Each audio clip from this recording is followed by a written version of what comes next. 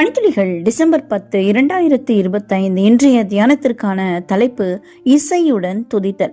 தியான வசனம் ஏசாயா 35:10. கர்த்தரால் மேற்கப்பட்டவர்கள் திரும்பி ஆனந்த களிப்புடன் பாடி சீயோனுக்கு வருவார்கள். நித்திய மகிழ்ச்சி அவர்கள் தலையின் மேல் இருக்கும். சந்தோஷமும் மகிழ்ச்சியும் அடைவார்கள். சஞ்சலமும் தவிப்பும் ஓடிப்போம். தென் அமெரிக்காவின் பராகுவேயில உள்ள ஒரு சிறிய கிராமத்துல மிகவும் ஏழ்மையான கிராமவாசிகள் அதன் குப்பத்தொட்டிகளில் இருந்த பொருட்களை மறுசுழற்சி செய்வதன் மூலம் பிழைக்கிறாங்களாம். ஆனா இந்த நம்பிக்கையற்ற நிலைகளிலிருந்து அழகான ஒன்று வெளிப்பட்டுள்ளது ஒரு ஆச்சரியமான விஷயம். அப்படி அவங்க அந்த குப்பத்தொட்டியிலிருந்து உருவாக்குகிற ஒரு வயலின் அவங்க உள்ள ஒரு வீட்டை விட அதிக விலை உயர்ந்ததாம். அதனால அங்கே ஒரு இசைக்குழு அமைத்து அவர்களுடைய படைப்பாற்றலை பயன்படுத்த வேண்டியதா இருந்தது. மற்றும் அவர்களின் சொந்த கருவிகளை அவர்களின் குப்பை கழுவிலிருந்து வடிவமைக்க வேண்டியதாயும் இருந்தது.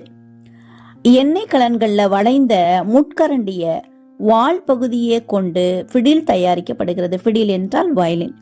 குப்பியின் மூடிய விசையாக கொண்டு வடிவிசை குழாய்களிலிருந்து குடிசை குழும கருவி அதாவது சாக்சோபோன் உருவாக்கப்படுகிறது. இப்பகுதியில் உள்ள நரம்ப ஒத்திசைவு செய்ய அதாவது வயலினுடைய ஸ்ட்ரிங்ஸை ஒத்திசைவு செய்ய உருளை வடிவ தகர பாத்திரத்தில் மர சுருள் கிரி கரண்டிய கொண்டு 4 நரம்பு வாத்திய கருவி உருவாக்கப்பட்டது. இந்த முரண்பாடுகளில் மொசார்ட்டின் இசையை ஒலிக்க செய்து கேட்பது ஒரு அழகான விஷயம்.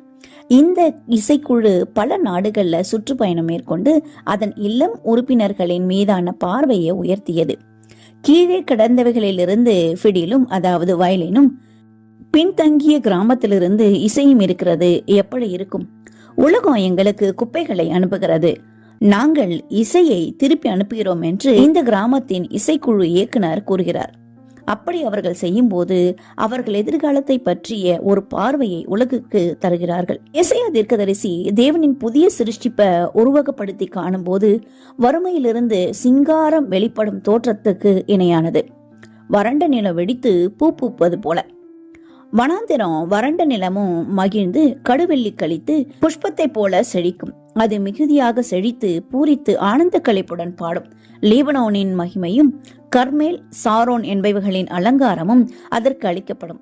அவர்கள் கர்த்தருடைய மகிமையையும் நமது தேவனுடைய மகத்துவத்தையும் காண்பார்கள் என்று ஏசாயா 35 வசனங்கள் 1-2 கூறுகிறது. அப்படி அதை வாசித்து வந்து கொண்டிருந்தால் நிறைய காரியங்கள் புதுப்பிக்கப்படுதலை பற்றி பேசும். நீரோடைகள் பாயும் வனாந்திரம், தூக்கி எறியப்பட்ட போர்க்கருவிகள் தோட்டக்கருவிகளாக வடிவமைக்கப்பட்டது.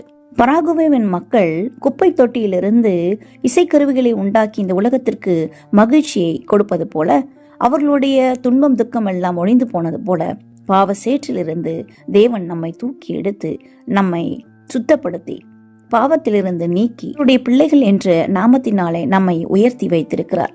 இந்த உலகம் நம்மை கிறிஸ்தவர்கள் என்று உயர்ந்து பார்க்கிறது.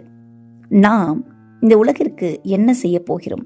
தேவனை சந்தோஷிப்பிக்கும்படியாக நம்முடைய பரிசுகள் இருக்க வேண்டும் என்று நாம் சிந்திப்போம். தேவன் நம்மை ஆசிர்வதிப்பார். இந்த நாள் உங்களுக்கு இனிய நாளா இருக்கட்டும்.